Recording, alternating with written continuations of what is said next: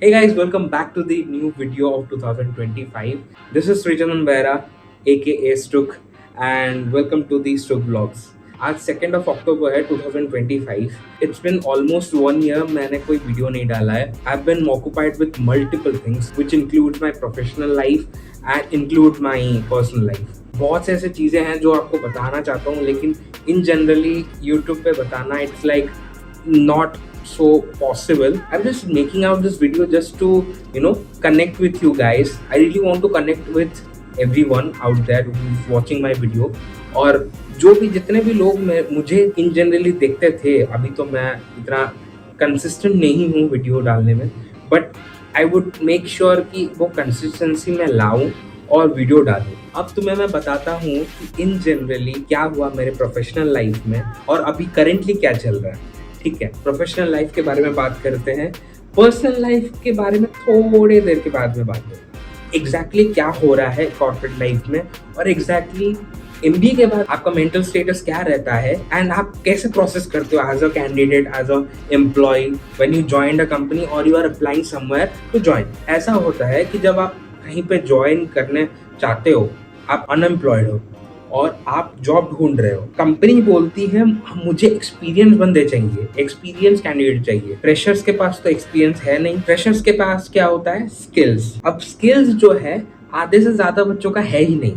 बस एमबीए में जो पढ़ाते हैं रट्टा मारते हैं and then they just give the exam and pass out सीधा, और उसके बाद they are ready for corporate. Colleges ऐसे होती है. ठीक है, अब बात आती है बच्चों की. जब वो अप्लाई करते हैं कहीं पे, there are many candidates who apply for the same role or for the same job, but क्या होता है, जो among the best होता है उनको वो सिलेक्ट कर देते हैं और रिमेनिंग अनएम्प्लॉयड ही रह जाते हैं. अब उसमें भी और एक ट्विस्ट है. जब कंपनी आपको हायर करती है, आपको वो प्रोविजन पीरियड में रखती है. प्रोविजन जो पीरियड जो होता है वो आपका कम से कम 3 महीने, 6 महीने या फिर 1 साल के आसपास होता है. आप प्रोबेशन पीरियड करते रहते हो. आपको हर काम दिया जाता है. एज अ मैनेजमेंट ट्रेनी आपको ABCD EF सब कुछ बोल देते हैं कि करो, लेकिन ये आपके लिए सही एडवाइस नहीं होगा. जस्ट बिकॉज कि आप मैनेजमेंट ट्रेनी हो डजंट मीन कि आप सारे डिपार्टमेंट का काम करो या फिर सारे डिपार्टमेंट का काम संभालो. चूज अ पर्टिकुलर डिपार्टमेंट और जो भी आपने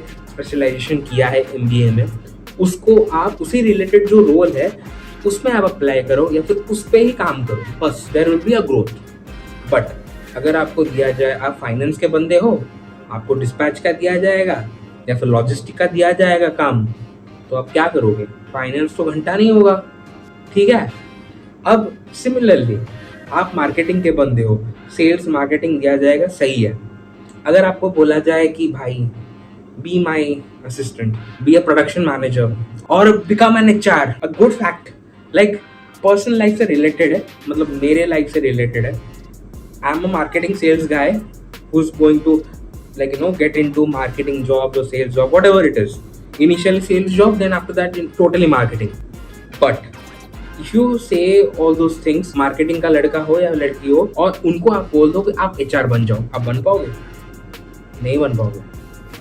आपको वो फील ही नहीं होगा भाई मैं काम क्यों कर रहा हूँ, why I'm doing this, like literally क्यों काम कर रहा हूँ मैं, ऐसा फील होगा. Because of some circumstances I left my first job. I felt really demotivated during those times. मतलब 1 साल जो भी 1-1.5 साल जो भी है काम मैंने किया.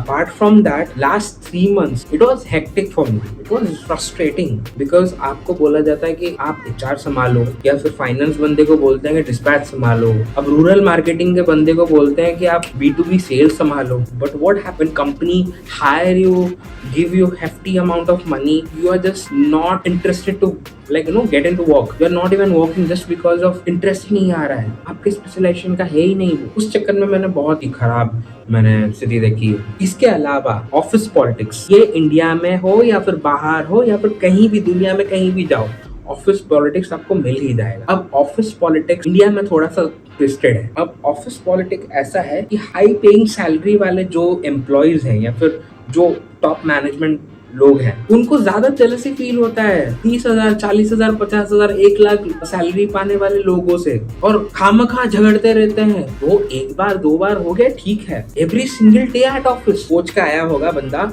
कि काम करूंगा, I give my output to this company for this day. But होता क्या है, यही होता है कि भाई तुमने मुझे बिना पूछे क्यों किया, तुमने मुझे बिना पूछे डील कर दिया, ऐसा तुमने क्यों किया, ये तुम्हारी जिम्मेदारी है, तुम्हें करना था तब, जबकि इसका है ही नहीं वो जिम्मेदारी। मतलब ये वीडियो देख के आपको पता लग रहा होगा कितना ज्यादा फ्रस्ट्रेशन है। मैं कुछ अभी बोल नहीं रहा हूँ, 1-1.5 साल से I was working really hard. अब सिचुएशन ऐसा आ गया है कि like I have been thinking a lot about myself. I was into a situation where I was getting into depression, not for professional life. Professional life अपने life में चल रहा था, अपने लाइन में चल रहा था, but I was getting really frustrated in my personal life. Last year it was good and bad as well. This year it's like messed up. Like after December it was disturbing. I couldn't even work properly.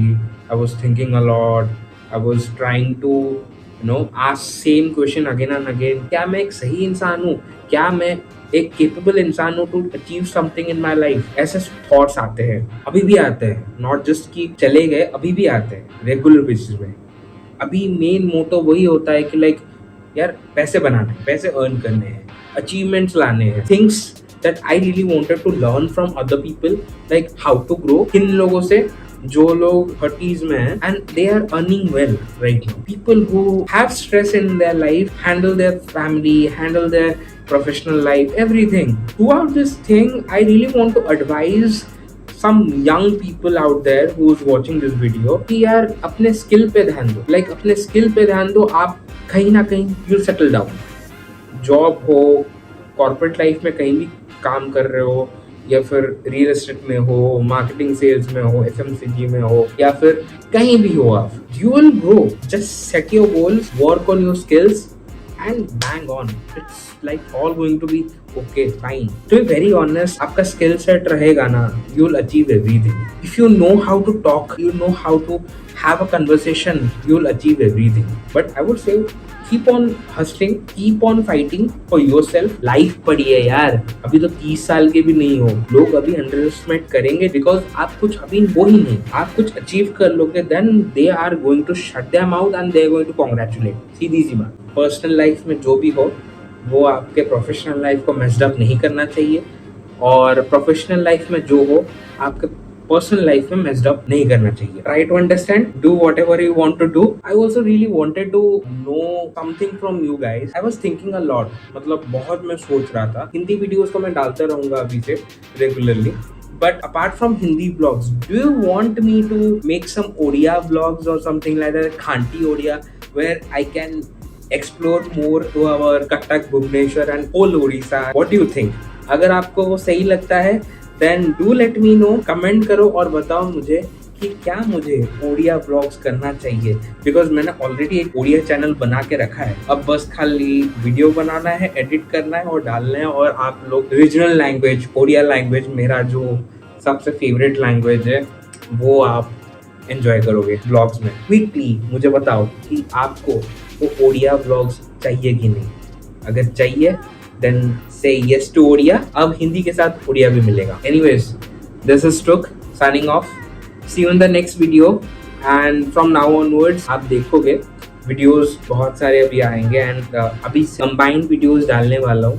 Combined videos में आपको 1 हफ्ते 2 हफ्ते के जो भी है videos combined आके एक ही ब्लॉग में बनेंगे और आपको दिखाया जाएगा।